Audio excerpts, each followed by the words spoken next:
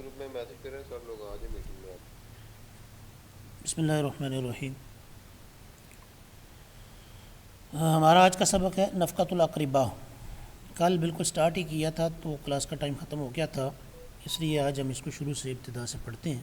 نفقۃ الاقرباء، قریبی رشتہ داروں کا خرچہ، یعنی آدمی کے اوپر قریبی رشتہ داروں کے اوپر خرچ کرنا جو شریعت کی روح سے لازم ہے، تو وہ کس طرح ہے، کس درجے میں ہے، کس کس پر خرچ کرنا ہے، کس کے ذمہ لازم ہے، یہ کچھ تفصیلات. نفقۃ الاقرباء کے بارے میں حکم. اللہ تبارک و تعالیٰ کا قرآن مجید میں ارشاد ہے، فآت پس دے ذی القربیٰ قرابت والے کو حقہ اس کا حق، والمسکین اور مسکین کو، وابن السبیل اور مسافر کو، یعنی سب کو ان کا حق دو. ذالک خیر، یہ بہتر ہے، للذین ان لوگوں کے لیے جو یریدون وجہ اللہ، اللہ تبارک و تعالیٰ کی رضا چاہتے ہیں، واولئک هم المفلحون، اور یہی لوگ کامیاب ہونے والے ہیں. قرآن مجید میں قرابت داروں کے معاشی حقوق پر بہت زور دیا گیا ہے.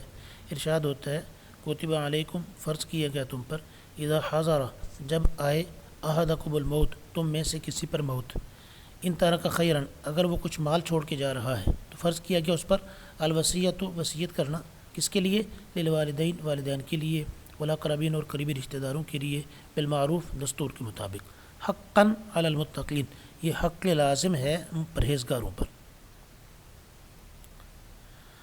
حضرت انس رضی اللہ تعالیٰ عنہ سے روایت ہے کہ نبی کریم صلی اللہ علیہ وسلم نے حضرت ابو طلحہ رضی اللہ تعالیٰ عنہ سے فرمایا، اجعلھا لفقراء اقاربک. حضرت ابو طلحہ رضی اللہ تعالیٰ عنہ اپنے باغ میں نماز پڑھ رہے تھے، ایک چڑیا باغ میں گھس آئی، مسلسل وہ نکلنے کی کوشش کر رہی تھی، رستہ نہیں مل رہا تھا. ان کی نماز میں توجہ خراب ہوئی، تو بعد میں فرمایا کہ جو چیز میری نماز کی توجہ ہٹاتی ہے میں اس کو اللہ کی راہ میں صدقہ کرتا ہوں.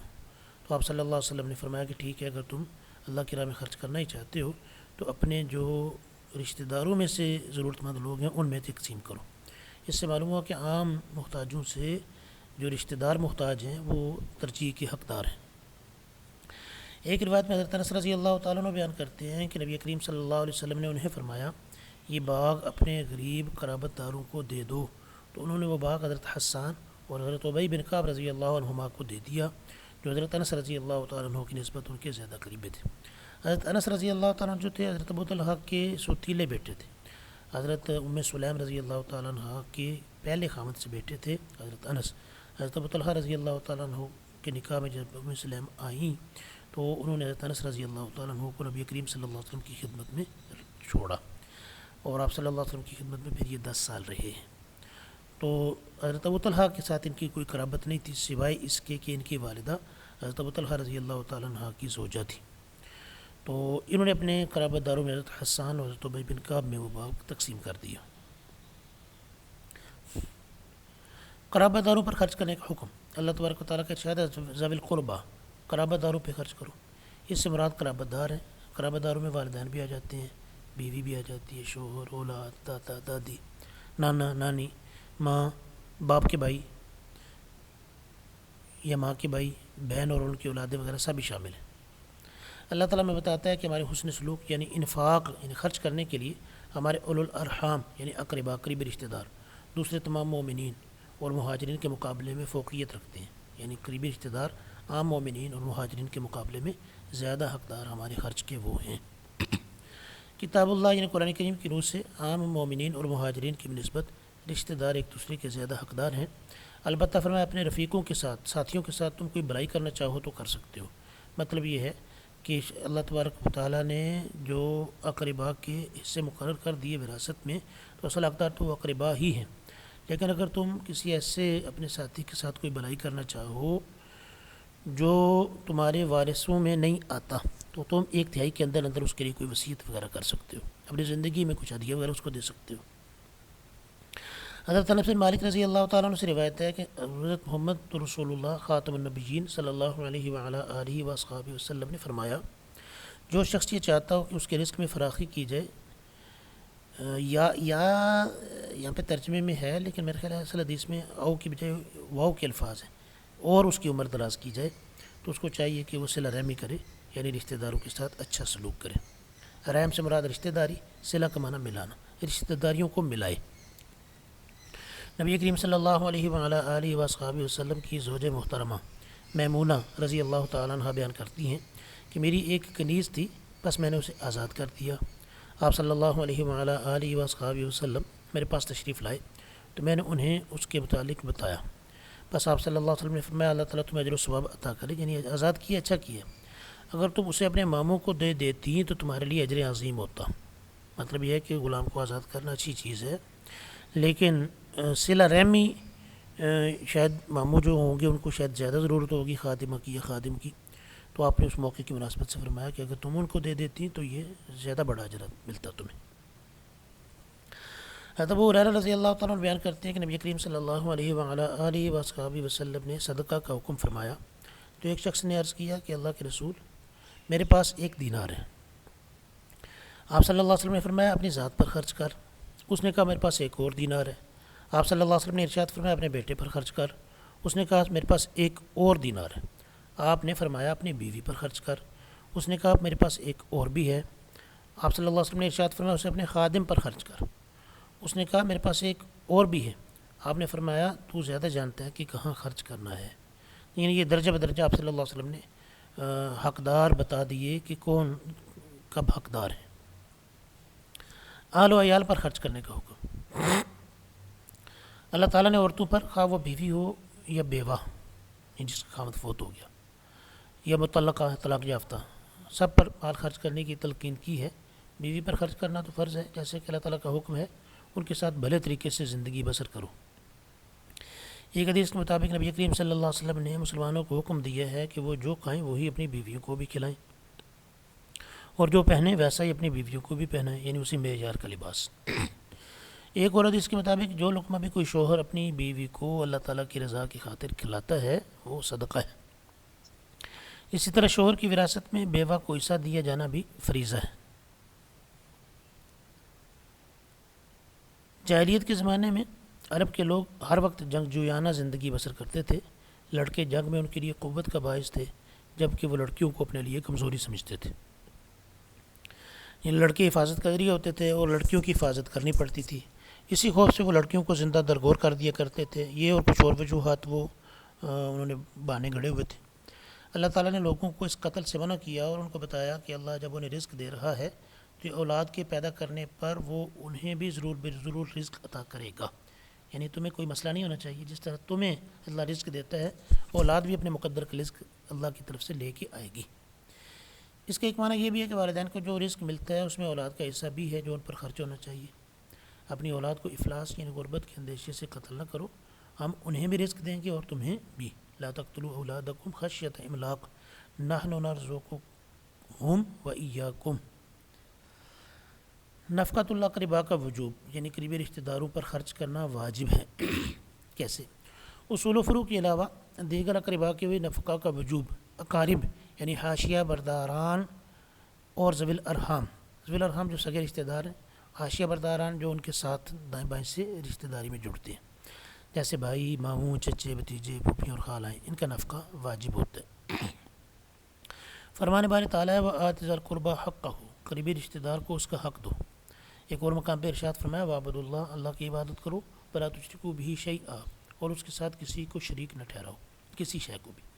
وَبِالْوَالِدَيْنِ إِحْسَانًا، اور والدین کے ساتھ اچھا سلوک کرو۔ وَبِذِي الْقُرْبَى، اور قریبی رشتہ داروں کے ساتھ بھی اچھا سلوک کرو۔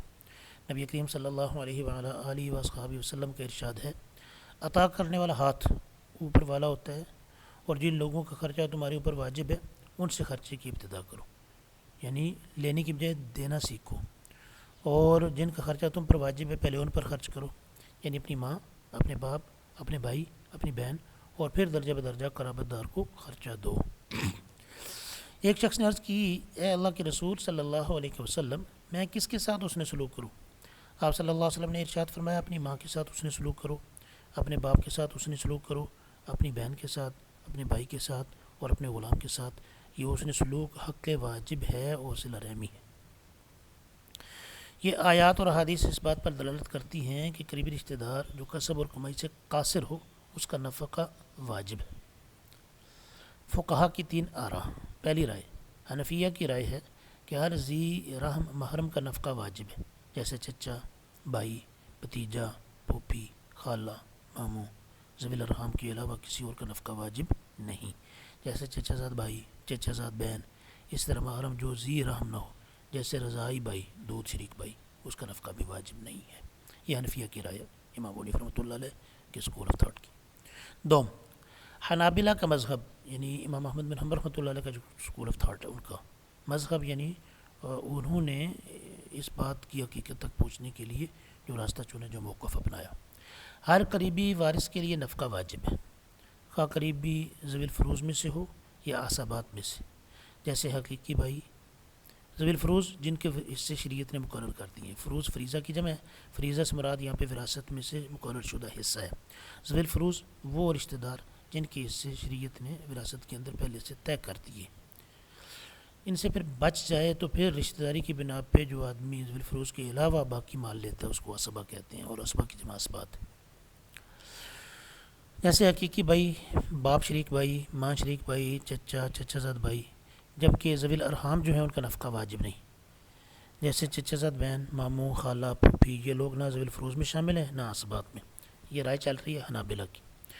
وہ کہتے ہیں چونکہ ان رشتہ داروں کی قرابت ضعیف ہوتی ہے، یہ لوگ قریبی متوفی کا مال اس وقت لے لیتے ہیں جب اس کا کوئی وارث موجود نہ ہو، یہ وراثت داری میں عام مسلمانوں کے حکم میں ہے، یعنی ان کا نمبر بہت بعد میں آتا ہے۔ ابن تیمیہ اور ابن قیم یہ دونوں حنبلی بڑے علماء گزرے ہیں، علامہ ابن تیمیہ اور ان کے شاگرد علامہ ابن قیم، ان کی طرح دوسرے حنابلہ کی بھی یہی رائے ہے کہ اصول و فروع یہ فروغ نہیں ہے، یہ غین کی بجائے عین ہے۔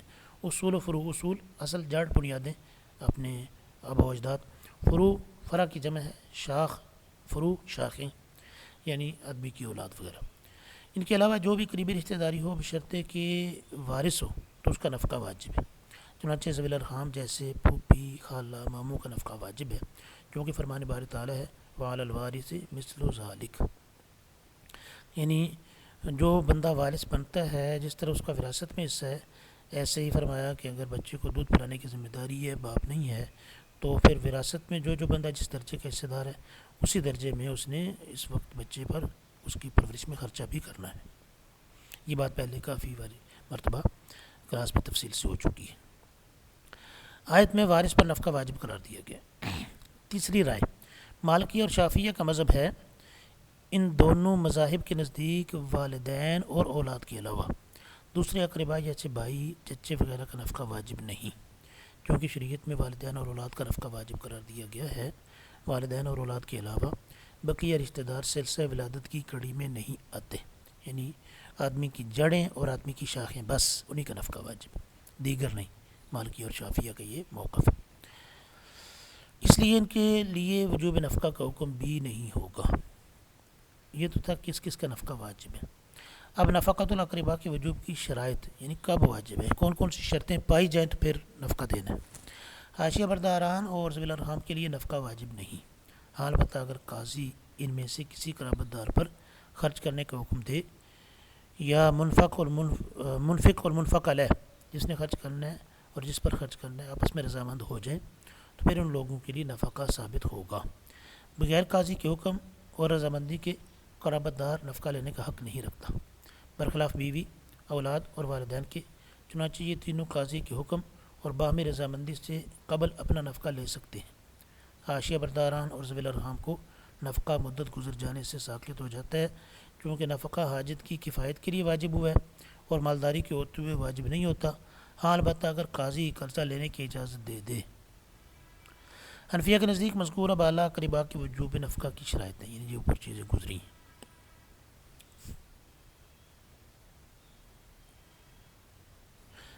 مذکورہ بالا جو اقرباء گزرے ہیں ان کے نفقہ کے وجوب کی شرائط وہ ہیں جو نیچے آ رہی ہیں۔ پہلی شرط، قریبی، ذی رحم، محرم، فقیر اور محتاج ہو، یعنی وہ رشتہ دار جس پہ خرچہ کرنے کی بات ہو رہی ہے وہ فقیر اور محتاج ہو، اور کسب اور کمائی سے قاصر ہو، چونکہ وہ یا تو وہ کمسن ہو، چنانچہ یا تو وہ کمسن ہو، یا وہ لڑکی ہو، یا مریض ہو، یا نابینا ہو، یا بوڑھا ہو۔ قرابت داری جو قریب کی ہو اس کے ساتھ صلہ رحمی واجب ہے، نہ کہ دور کی قرابت داری میں صلہ رحمی واجب نہیں۔ دونوں قرابت داروں میں ذی رحم محرم ہونے کا فرق ہے۔ فرمان باری تعالیٰ ہے وعلی الوارث مثل ذلک۔ حضرت ابن مسعود رضی اللہ تعالیٰ عنہ کی قرات یوں ہے وعلی الوارث ذی الرحم المحرم مثل ذالک کہ ہر وہ وارث جو ذی رحم محرم ہے اس کے ذمے بھی ہے مثل اس کے، تاہم یعنی پھر بھی وصف جو وصف حاجت ہے کم سی نہیں ہے، یعنی عمر کم ہونا، انوثت یعنی مؤنث ہونا لڑکی ہونا، اپاہجی اپاہج ہونا معذور ہونا، اور نابینا پن یعنی آنکھیں کام نہ کرنا، ان چیزوں کا پایا جانا ضروری ہے تاکہ قرابت دار کا عاجز اور قاصر ہونا وہ ثابت ہو جائے۔ اگر قرابت دار کسب اور کمائی پر قدرت رکھتا ہو تو اسے نفقہ نہیں ملے گا، کیونکہ وہ اپنی کمائی اور کسب کی وجہ سے مالدار ہے، اس کا نفقہ کسی پر واجب نہیں ہوگا برخلاف والدین کے۔ یعنی والدین اگر کھاتے پیتے ہیں، ان کے پاس اپنا بہت کچھ ہے، پھر بھی اگر وہ اولاد کو اپنا خرچہ معاف نہ کریں تو اولاد کے ذمے والدین پر خرچہ کرنا لازم۔ تو پہلی شرط یہ تھی کہ جن پہ خرچہ کرنا ہے والدین کے علاوہ دیگر لوگ، وہ جب ضرورت مند ہوں، کسب اور کمائی پر قادر نہ ہوں تو پھر ان پر خرچہ کرنا لازم ہوگا۔ دوسری شرط اتحاد دین، قرابت دار کا دین اگر جدا ہو تو اس کے نفقہ نہیں دیا جائے گا، کیونکہ اختلاف دین کے ہوتے ہوئے توارث نہیں ہوتا، یعنی جس طرح دین الگ ہو تو ایک دوسرے کے یہ لوگ وارث نہیں بنتے، ایسے ہی خرچہ بھی لازم نہیں ہوگا۔ یہاں پر بھی بات والدین کے علاوہ ہی ہے، والدین کا اگر دین الگ بھی ہو تو پھر بھی اولاد کے ذمے ان کا خرچہ لازم ہے۔ جبکہ وجوب نفقہ کا دارمدار وراثت داری پر ہے برخلاف بیوی اصول اور فروع کے، چنانچہ بیوی اگرچہ کافرہ ہو، حق اقتباس کے بدلے میں اس کا نفقہ خاوند پر واجب ہے۔ یعنی بیوی اگر کافرہ بھی ہے، مثلا یہودین ہے یا عیسائی ہے، تو چونکہ خاوند کے حق میں وہ محبوس ہے، یعنی خاوند کے حق کی وجہ سے وہ گھر میں بند ہے، تو اس کا نفقہ دوسرا مذہب ہونے کے باوجود بھی خاوند پر واجب ہے۔ والدین اگرچہ کافر ہوں، تاہم جزئیت کی وجہ سے ان کا نفقہ بھی اولاد پر واجب ہے۔ والدین جیسا کہ میں پہلے عرض کر چکا کہ بیٹا ان کا جز ہے، اس وجہ سے والدین پر خرچہ کرنا تب بھی لازم ہے جب وہ غیر مسلم بھی ہوں، خدا نخواستہ۔ جبکہ حواشی جن کو عاشیہ برداران اوپر کہا گیا، حواشی اور ذوی الارحام کے لیے یہ شرط ہے کہ وہ کافر نہ ہوں۔ حواشی مثلا یہ تھا کہ نا ذوی الارحام ہو گئے، مثلا چچا ہے تو حواشی کیا ہو جائیں گے؟ چچا کے بیٹے، اسی طرح چچا بالکل ٹھیک ہے، یا اسی طرح ماموں ہے تو حواشی میں اس کا بیٹا آ جائے گا۔ حواشی اور ذوی الارحام کے لیے یہ شرط ہے کہ وہ کافر نہ ہوں تو ان کا نفقہ واجب ہوگا، اگر وہ ان کا دین الگ ہو تو پھر نفقہ واجب نہیں ہوگا، والدین کا نفقہ ہر حال میں واجب ہے۔ تیسری شرط، خرچ دہندہ مالدار ہو، جس پر خرچہ لازم کیا جا رہا ہے وہ خرچہ دینے کی گنجائش بھی رکھتا ہو۔ اگر قریبی رشتہ دار تنگ دست ہو تو اس پر محتاج رشتہ دار کا نفقہ واجب نہیں ہوگا، اگرچہ وہ کسب اور کمائی کی قدرت رکھتا ہے، لیکن فی الحال اس کے پاس نہیں ہے، کیونکہ حواشی کا نفقہ صلہ رحمی کے طور پر واجب ہے، اور صلہ رحمی مالدار پر واجب ہے، نہ کہ فقیر اور محتاج پر۔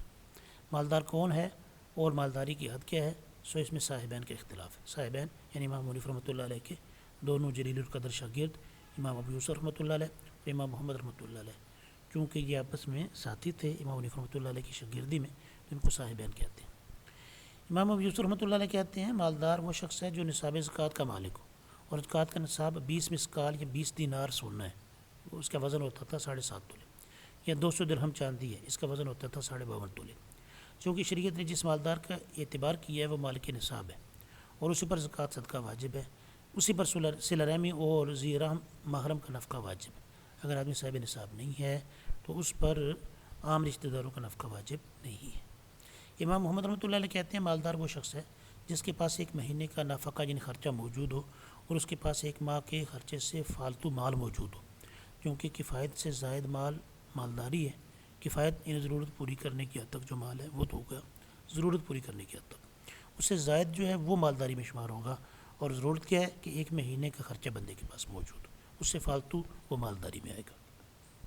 یہ امام محمد رحمۃ اللہ علیہ کی رائے چل رہی، اور کہتے ہیں مہینہ کسب و کمائی کا وسیع وقت ہے، لہٰذا مالدار پر ضروری ہے کہ یعنی مہینے سے ایک مہینے کا خرچہ رکھ کے فالتو جو وہ مالداری میں آئے گا، کیوں؟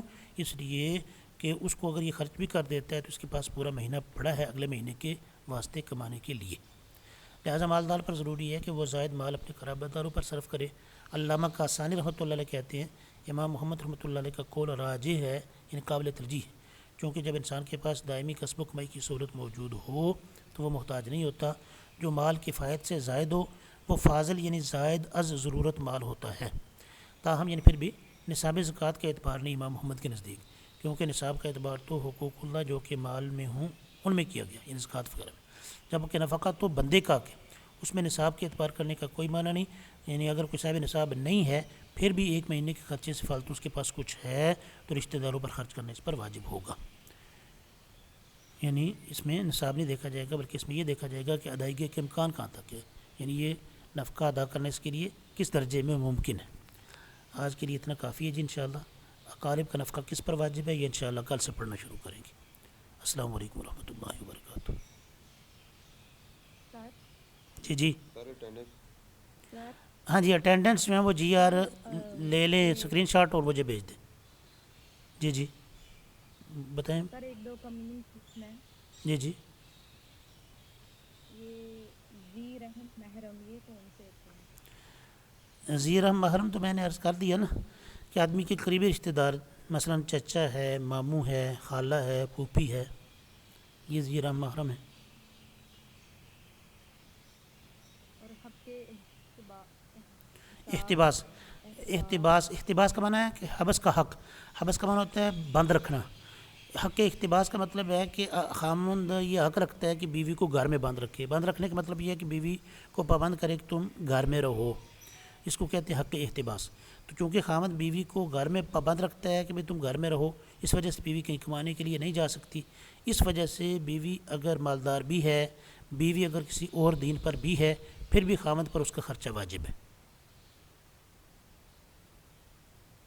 اور کوئی بات؟ شکریہ. جی ٹھیک ہے. ٹھیک ہے جی اسکرین شاٹ جی آر لے لے. اگر جی آر نہ ہو تو کوئی اور بندہ اسکرین شاٹ لے کے مجھے بھیج دے کلاس کی. بہت شکریہ. جی سر میں